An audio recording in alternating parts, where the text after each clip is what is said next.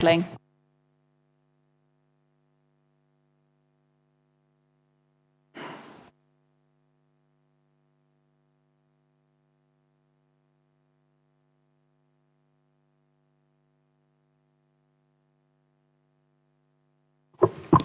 Thank you, members. Please be seated. Is this collapsing chair again? Yeah? No, it's all right. I'll manage it.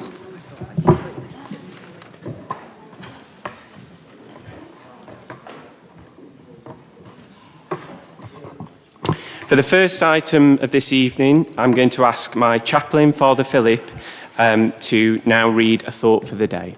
Thank you. Thank you, Mr. Mayor. I came across an interesting quotation from a lady, Dorothy Day. She said, "The greatest challenge of the day is how to bring a revolution of the heart, a revolution which has to start with each one of us."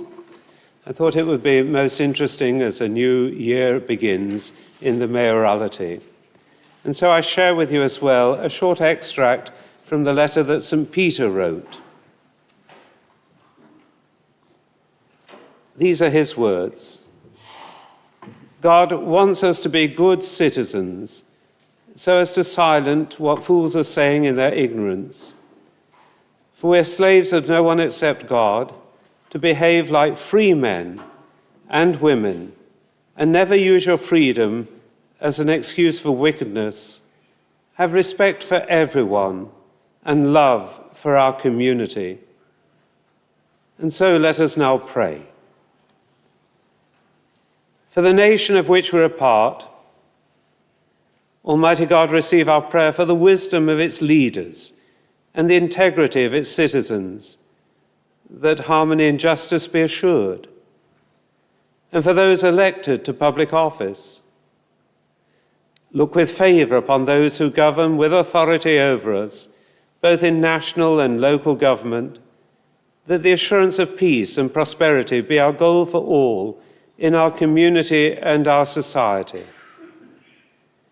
And indeed, for our sovereign Lord the King, grant your servant Charles, our King, successful in his office, so that always revering you, he may be constantly secure for us people under his care, the freedom that comes always from civil peace. And all of this we make as a prayer tonight, through Jesus Christ, our Lord. Amen.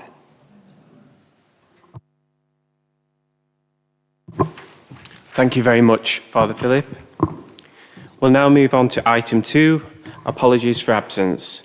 I'm going to ask the relevant members to confirm if we have any apologies, please. Councillor Rachel Ellis. Thank you, Mr. Mayor. May I present apologies from Councillors Michael Payne, Jenny Hollingsworth, Paul Feeney, Alex Scroggy, and also I understand that Linda Pearson is still travelling and therefore I present her apologies for lateness, and it depends when she gets here whether she'll be able to join us or not. Thank you. Thank you, Councillor Rachel Ellis. Councillor Sam Smith. All present and correct, Mr. Mayor. Councillor Hughes. No apologies, Mr. Mayor. And I think we did receive correspondence from Councillor Whiting, but I see he's now here. Thank you, Councillor Whiting. So I'm now going to move to the Mayor's announcements. At the last meeting, members raised comments about the gap between ordinary meetings, of which there is 5 as per the Council's constitution. It is unfortunate that the dates have fallen the way they have this year due to business that needs to be transacted by the Council at certain points. If I had agreed to an extraordinary meeting or extra meetings, this would not resolve the issue of members asking questions at those meetings, because under the rules that wouldn't be allowed. However, officers have agreed that if members have any questions at any time, they can, as always, ask them of officers, either by email or appointment or telephone. Thank you to everyone who have bought a raffle ticket at the reception after the annual council. We raised £320 for the Motor Neurone Disease Association and the Nottingham branch of the Motor Neurone Disease Association. And yesterday I was delighted to attend Killisett Junior School to present pupils with their prize on winning the Easter Design Competition second year in a row, and they were very, very proud. And I did pass on the former mayor's comments about the judging and the fact that the Easter egg designs were absolutely brilliant, so they were very pleased. So that's been exciting couple of weeks to start with. Thank you very much. So I'll move on now to the next item, which is item 4, to approve the minutes of the meetings held on the 22nd of January, the 19th of March and the 21st of May. Can I ask Councillor Clark to move, please? Thank you, Mr. Mayor. I'll move those. And Councillor Rachel Ellis to second. Thank you, Mr. Mayor, formally. Thank you. All those in favour, please show. Any against? And any abstentions? Thank you very much. That is carried. Item 5, can I ask members if they have any declarations of interest, please? Councillor Ellis.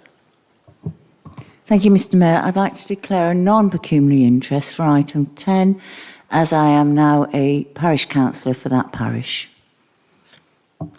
Thank you very much for confirming that, Councillor Ellis.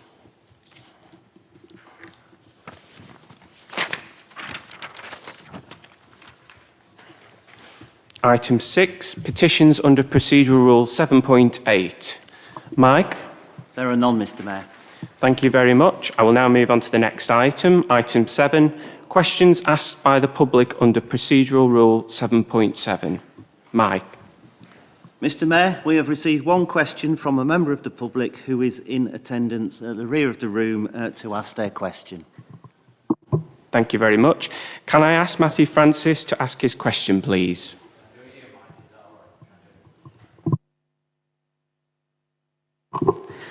On 29th of August 2024, the Leader of the Council made the decision designated as D1552 under Delegated Responsibility to approve the granting of a lease to the Nottinghamshire Police and Crime Commissioner for part of the Civic Centre and part of Arnott Hill Park, along with the heads of terms for said lease. In the decision notice, there were 5 enclosures which were all restricted and not provided to the public. Due to this, the only pertinent information released to the public as part of that notice is the information I've just stated. This decision has now resulted in the removal of use for the public of 16 parking bays out of 46 bays from the Bowling Green car park at Arnott Hill Park, which are now allocated to Nottinghamshire Police. As this car park is close to the play park and the area that families use with their children, this is impacting where they can park, with some having to park on the road outside. Also, as you can imagine, this is potentially impacting disabled people, as the amount of bays that are close to the park has been reduced by just shy of 35%. These are people that need our support and our understanding. It has been ascertained through an information request that Gedling Borough Council did not carry out a consultation in relation to this lease or the decision to implement it, did not carry out an equality impact assessment to see what effect this would have on protected groups, including disabled people, should have only allocated 15 bays, and as stated above, have restricted all the enclosures on the decision notice from the public eye. Considering Gedling Borough Council's belief in transparency, along with diversity, equality and inclusion, DEI, can the portfolio holder for life chances and vulnerability explain what Gedling Borough Council will do to rectify this apparent failure in governance? Thank you. Thank you. Councillor Clark, are you to answer this question? I am, Mr. Mayor, and I'll thank the questioner for the question. I'll give you the answer that's in front of me today. I approve a decision to lease part of the Civic Centre to Nottinghamshire Police in August 2024, as this was a commercial decision with the council as landlord. The appropriate rules for dealing with land were followed, and the report was not fully in the public domain as it contained information which was deemed commercially sensitive. In respect of car parking, in order to ensure the police could operate effectively from the Civic Centre, a number of spaces within the park were redesignated for police parking. There was no, and I'll repeat this again, there was no removal of public disabled parking bays from the car park, and the process under the car park order was correctly followed. The decision to grant the police the lease of the park supported the council's ongoing commitment to collaborate with other public sector partners and has provided a visible police presence within the local community. The co-location of the police at the Civic Centre should provide assurances to the park users that the park is a safe space for all. It is, of course, important that our parks and open spaces, as well as all of our facilities, are accessible. Hence, the provision of disabled parking within the park has not reduced as a result of this arrangement within the park. Our facilities team will continue to monitor the impact of the redesignated parking bays on park users and address any specific issues as they arise. And I'll just say that again. The facilities team will continue to monitor the impact of the redesignated parking bays onto our park users and address any specific issues as they arise. So if something comes up, Mr. Mayor, then we'll look to alleviate if there is a problem that's showing at the moment. But at the moment, the value we've got is there are 130 police officers using this building on a daily 24/7 basis, and I much see that than an empty building. Thank you, Councillor Clark. I'll now move on to the next item. Item 9, reports and... Oh, sorry. No, we've done item 8, haven't we? Members. Item 8, questions asked by members under procedural rule 7.9. Mike, are there any questions? There are none, Mr. Mayor. Thank you very much. And so we'll move on to item 9, reports and recommendations from the executive or a committee, procedural rule 7.10. Mike? Again, there are none, Mr. Mayor. Thank you very much. We'll now move on to item 10, which is the Community Governance Review for St Albans. The recommendations is on page 31. Councillor David Ellis to move. Thank you, Mr. Mayor. These recommendations arise from the considerations of a cross-party working group and have been endorsed by the working group. And I thank colleagues for their help in the group. Also, I'd like to thank the officers, particularly Fran, Emma and Natalie, for their support to the working group. Section 5 of the report sets out the Council's duties in respect of community governance. We need to ensure that community governance arrangements reflect the identities and interests of the communities in the area and are effective and convenient. Just to rehearse some of the background, the St Albans Parish Council was formed in April 2018 when, following a community governance review, the Bestwood St Albans Parish Council was split into two, Bestwood Village and St Albans Parish Council. In 2024, a petition was received asking for a community governance review with the intention of setting up a separate parish council to serve the Deer Park area. This petition was signed by 211 electors out of a total of electorate of 2,438 and was deemed a valid petition. As a consequence, the council undertook 2 phases of consultation. The first round of consultation asked whether the parish should split and received 266 responses, of which 90% were in favour. We are aware that the high turnout was partly the result of an organised campaign in the Deer Park area. In considering the results of this stage, the working group was also aware of tensions within the parish council. The comments made in response to the consultation, which are included in the papers, give a flavour of the factionalism and divisions within the parish council. But the extent to which it's dysfunctional is also demonstrated by the difficulty in attracting people to stand as councillors. For instance, there are only 4 candidates for the 9 seats in both 2019 and 2023, and the high turnover of members, both elected and co-opted. Also, the resignation of several clerks, which has left the council for long periods without a proper officer. There's also been a high volume of code of conduct complaints, which have kept the monitoring officer busy. And we can also see on social media the attitudes within the area. The working group gave considerable weight to the strength of support expressed in the response to the consultation and agreed a second round of consultation on specific proposals to abolish the existing parish council and create two new ones. Again, the results of this second round of consultation are shown in the papers. There was a lower level of response, with 49 responses received within the deadline, and a further 57 responses were received outside the deadline. The latter mainly opposing the split. In total, this round of 106 responses, 35 were in favour of the split and 59 were against. The working group gave detailed consideration to the overall responses to both rounds of consultation and came to the view that the responses demonstrated that the current arrangements did not contribute to community cohesion and that separation stood more chance of reflecting the identity and interests of both areas. We estimate that of the 1,370 households in the parish, 81% will remain in the St Albans parish and 19% will be in the new Deer Park parish.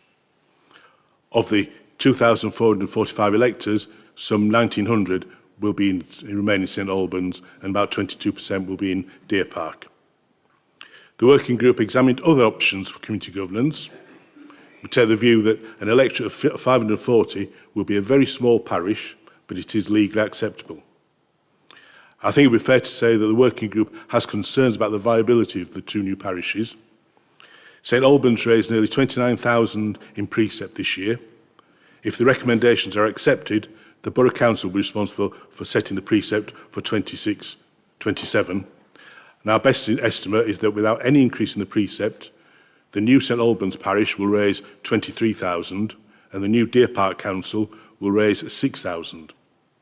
And of course, the fixed costs will increase, the cost of clerking, meetings, insurance and elections. So I think it's fair to assume that the precept will have to rise if the two new councils are to operate effectively. There are currently 9 parish councillors. The legal minimum membership for a parish council is 5. So the recommendation is 5 councillors for Deer Park and 7 for the new St Albans. There are regulations which cover the split of assets. The initial petition asked for a 60-40 split in reserves, but the working group assumes that the split would be more proportionate to the size of the two councils, i.e. nearer 80-20. Paragraph 2.8 sets out the timetable needed to bring these recommendations into effect, which will include the council making the appropriate order, determining the financial arrangements and holding elections next May and again in 2027 to align with the normal timetable. I move the recommendations. Thank you, Councillor Ellis. Can I ask now Councillor Paling to second, please? Thank you, Mr. Mayor. I would like to second the report, but before closing, I'd just like to thank David for his very thorough summary of the business that we conducted as a working group. I would also like to add my thanks to the cross-party members for their work, and especially to the officers Fran Wiley and Emma McKinley, who worked incredibly hard to bring this business before you tonight, to ensure that its next steps could take place if we pass the motion. Thank you. Thank you very much, Councillor Paling. Would anyone now like to speak on this item? Councillor Sam Smith. Thank you, Mr. Mayor. I'm not going to talk on the content of the report because there's local members in the room who will, but I obviously welcome the recommendations as it is what the local residents want. It's what the petitioners wanted in the first place, and it's clearly what the consultation responses show, those that we can take into account that was received before the deadline. I just got a query for the monitoring officer, if I may, surrounding conflict of interest. In an earlier item of today's meeting, we heard Councillor Rachel Ellis declare an interest as a parish councillor, yet we hear her relative this evening move the report, not only move the report, but sit on the working group and not declare an interest at the start of the meeting, and another relative for the same division, same ward, not do either. Can I just clarify the legality of that, and if there has been a conflict of interest breach, what we're doing about that, please? In terms of reporting the conflicts, that's a matter for the members to consider whether or not their position amounts to a conflict. In terms of Councillor Ellis's declaration, that's because on her register she is declared as a parish councillor, so she has to declare that as a registered interest. So just for clarity, we think the working group was fine with a relative of a parish councillor on it. Yeah, and also as well, it's important in the working group that we have councillors who know the area and can bring some knowledge and evidence to the working group as well. So it's important that we do have a kind of mixture of people who know the area to support the group. Thank you very much. Are there any further comments from members? Councillor Bestwick. That's okay, I'll forgive you. I was on the working group, so I just want to thank officers as well and my fellow colleagues across the parties on the working group. As Councillor Ellis alluded to, we had to consider three main things. Just to summarise, it was obviously community cohesion, the needs and requirements of the residents, and obviously the financial implications as well. And whilst we may look at this and consider it not to be a perfect solution in the terms of the things that we had to consider, this was felt the best course of action and the one that most favoured by the residents. And so that's why we'd like to recommend it today. Thank you. Thank you, Councillor Bestwick. Councillor Maltby. Thank you, Mr Mayor. Again, I'd like to thank all the staff for their advice and hard work towards this, as well as thanking the cross-party members who also contributed. Obviously, this is a big thing to happen within any parish, but the parish has not been working effectively, unfortunately, for one reason or another. And in order to have a split with that, hopefully we'll have two parishes that will work effectively. So I'm, again, in favour of the recommendations. Thank you, Mr Mayor. Thank you. Any further comments from the members? No? Councillor Ellis, David Ellis, to close. Thank you. Thank you, Chair. Mr Mayor, I've got nothing to say other than to take exception to some of our members being awkward about membership of a working group, but I'm happy to move the recommendations. Thank you very much then. We'll move to the vote then, members. All those in favour, please show. Anyone against? And any abstentions? No, they noted. Okay, thank you. That item's carried.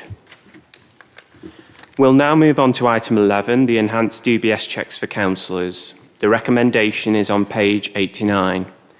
Councillor Brocklebank to move, please. Thank you, Mr Mayor. This report is brought to the Council from the Standards Committee following a motion carried in this chamber in January 2025. In essence, the motion sought approval for the Standards Committee to consider a policy and procedure for the introduction of enhanced disclosure and borrowing service checks for all councillors with reference to the Bailey Review. The Bailey Review reported in May 2023 and was a review into DBS requirements and resulted in a number of recommendations, one of which being that all councillors in unitary and single-tier authorities who are being considered for appointment to any committee involved in decisions on the provisions of children's services or services for vulnerable adults should undergo enhanced DBS checks. In line with the motion, the Standards Committee established a working group to review the legal position in respect of DBS checks for councillors and draft a policy and procedure document in relation to such checks for members of this council. As is detailed in the report, there is separate legislation which deals with the disqualification of councillors from standing for or holding office, which is outside the DBS regime. The Working Group and Standards Committee have carefully considered the different levels of DBS checks available, the legal requirements in respect of each level, and the process for application. Whilst the committee were keen to support the process of enhanced DBS checks for members of the council, it was accepted that there was no clear legal basis for enhanced checks to be undertaken, as councillors at district level have no specific authority in respect of children and adult social care functions. In addition, and as explained in the report, councillors cannot voluntarily request an enhanced check. Such a check must be undertaken through a recognised body, such as an employer or a registered body. Whilst Gedling Borough Council is a registered body, it is only able to request DBS checks where there is a lawful reason for doing so in line with the DBS Code of Practice. On this basis, the Standards Committee are recommending that all councillors undergo a basic DBS check. This will be funded by the Council. The committee are recommending the policy and procedure document in Appendix 1 to this report be adopted. This gives councillors 2 months to apply for the basic DBS check. The results of the check, which shows unspent convictions and conditional cautions, will be provided to the monitoring officer. Where concerns are raised with the results of the DBS check, this will be discussed with the Chief Executive, individual councillor and relevant group leader, and could result, for example, in that councillor not being given a specific role or position on a committee. There is no power for disqualification arising out of this process. DBS checks will be kept secured and only shared in line with the policy requirements. This policy and procedure is considered by the Standards Committee to be the best way to achieve some level of DBS check for councillors until such time as legislative changes can be made to DBS laws. I would like to draw your attention to a proposed change to the policy before it is proposed. Paragraph 15 should read, where there is any change of circumstances of a councillor between obtaining a DBS check and the next election, in that the councillor is convicted of an offence or receives a caution which would appear on a basic DBS check. So there is an additional reference to receiving a caution. Before I move the motion, I need to recognise the cross-party work that has gone into developing the policy. First to Councillor Adams, who proposed the original motion, and to all the members of the Standards Committee and Working Group who contributed constructively and positively to these proposals. And finally, our thanks to Fran and the officers of the Council who have worked so diligently. In a slight amendment to the recommendation in the report, I'd like to move the following. That Council, 1, note the contents of the report, 2, agree the policy and procedure for disclosing and barring services checks at Appendix 1, and 3, request the Leader of the Council write to the Minister of State for Local Government to call for the introduction of a requirement for enhanced DBS checks for all councillors as part of the next steps of the devolution legislation. Thank you. Thank you very much, Councillor Brocklebank. That was a very helpful update. Councillor Rachel Ellis to second, please. Thank you, Mr Mayor. I second formally reserve the right to speak. Would anyone now like to speak on this item, please? Councillor Adams. Thank you, Mayor. Yes, I want to put on record my thanks for the work that's taken place in this and across the cross-party work at that, and I appreciate your answer as well. Thank you. The only point I really want to raise is that, you know, we should have done this in 2019 when it was first raised. The sad reality is we've had to wait 6 years, and we've had councillors come and go through this council without any DBS checking happening, which is a sad knock-on effect of doing nothing in a situation that requires action. So, you know, I'm sad I had to bring it back as another motion before action was finally taken. I'm glad it's there. For me, it doesn't go far enough. I want it enhanced. I've made that quite clear, and I've made the reasons for why I want it enhanced clear.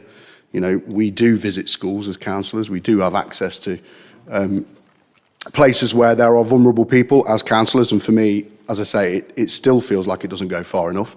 It's a good first step. I appreciate the fact that there is action to be taken in the future as we step into the LGR arena, potentially, if it happens, where we will have a situation where those checks will be taken as they are under the current county process. I literally did it a week ago. It took me all of, 6 minutes with my ID to complete the enhanced DBS check. So, because I have to do it for the county. So, you know, the process is not a difficult one. It's not taxing. It's an easy thing to add an assurance to the public that what we say we are, and when we are those roles, when we are in the public arena around vulnerable people, we are based on our actual the way we've lived our lives previously, and I think that's incredibly important. It's incredibly important. They believe us. Full stop. So yes, I am very happy to see it here.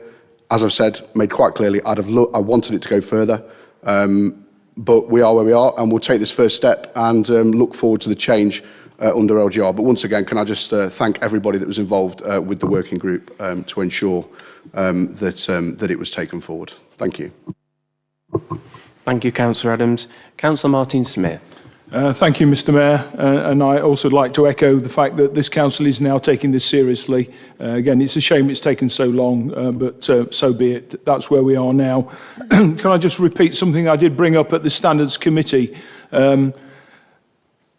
Number 4, we're waiting 2 months before this is brought in. We're allowing councillors 2 months to apply. One of the reasons that members of the Standards Committee weren't in favour of reducing that to 2 weeks, which is what I suggested, was because at County Hall they're given 2 months. Well, I think Councillor Clark and other county councillors in this room will know that is totally wrong. I understand that county council have been given, were notified after 22 days and were given 5 days to apply. We want to take this seriously. waiting 2 months, to me, doesn't show that we are taking it fully seriously. However, I had received no support from other councillors on the Standards Committee, so therefore I'll accept that we go through as it is in the paper, waiting 2 months, regrettably. Thank you. Thank you, Councillor Smith. Councillor Maltby. Thank you, Mr Mayor. I just want to thank all the staff for all their hard work. One member who attended wasn't very well at the time, but she was able to advise us accordingly, and without the staff, we never would have been able to help with the recommendations. My thanks also to Mike Adams for bringing this to Chambers in the first place, and obviously a big thanks to the Chambers and to Councillor Brocklebank for seeing this reach fruition. Thank you. Thank you. Councillor Clark. Yeah, thanks, Mr Mayor. And again, I'll follow the thanks to all the different people that's been involved with it. It has taken a long while, but I do think there are some reasons behind that. That COVID landed at one point. It's not an excuse, it's a fact. And then there were subsequently, I think, 2 sets. I think we're both guilty of it, of calling general elections and things like that. And unfortunately, it has been left on the back burner. It is now we're moving forward, because I've been used to it as a former chair of the police authority for 10 years. We've vetted everywhere, inside leg measurement as well, virtually. You know, they were quite strict in the way they went about it, and I don't care how much they ask and what they ask in it. If this needs toughening up, and it needs now that we move this on as well to make sure our 2 MPs are badgering away in Parliament to make sure that this happens, because there are too many stories, Mike, aren't there? There are too many stories of things that creep out where people who should never been in an elected position, and this should have been checked out. So I welcome this and support it, and keep the pressure on, but do thank everybody that's been involved with it. Thank you. Thank you, Councillor Clark. Any further comments from members? Councillor Rachel Ellis. Thank you, Mr Mayor. I'd simply like to echo what has been said before in this chamber, and to thank the officers and the monitoring officer and also the members of the working group for their diligence with regard to this report. And I'd just like to recognise the research that's gone into it and the analysis, which has resulted in a robust and comprehensive report. So thank you all. Is there any further comments from members? No. Okay. So we'll now move to the vote then, please. Oh, sorry. Councillor Brocklebank, I'll give you the final say. Thank you. It was just to try and clarify a couple of points, I think, which hopefully will help the people in the chamber. That the reference to the 2 months, I believe, is to bring it in line with the Gedling Borough Council policy for staff, rather than align it with the County Council policy. I think that was right, and that's why it's bringing it in line with that one. The original motion that was brought from the Conservatives in January actually was to give staff, I think, 72 days. So actually giving it the 2 months actually makes it less than the original motion stated. And I think the discussion at the Standards Committee and the working group was that this is a new process for some of the councillors here. There are a lot of us in this room, I understand, have DBS checks coming out their ears. I know I do. I seem to have to do one every few months, but for different roles and employments and that sort of thing. But for others, then it won't be. Other councillors, I think it's understood, may not be here, and therefore we don't want them to fall foul of the policy by being absent or being ill, and therefore that's why we gave it that 2 months initially. It's also a new process for the monitoring officer, so we also recognised that what we didn't want was 40-odd DBS checks landing on their desk in the space of a fortnight and being a bit swamped, so it's to give everyone that breathing space. The other thing I'd suppose to say on that is that the policy isn't written in stone, it can come back. I think that if there is an element of, we decide that 2 months is too generous and it all goes swimmingly in the next few weeks and everything goes brilliantly, if it needs to come back, I'm more than happy to take that in future. I'd propose that, and if a Conservative wants to second that, that'd be fine. It can always come back, it can be changed. But it's just to give us that breathing room now, I think, for a new policy. That was it. I hope that helps. I'm happy to move the motion and go for the vote. Thank you. Thank you very much. We'll now move to the vote then. So all those in favour, please show. Thank you. Anyone against? And any abstentions? That item is carried. Thank you.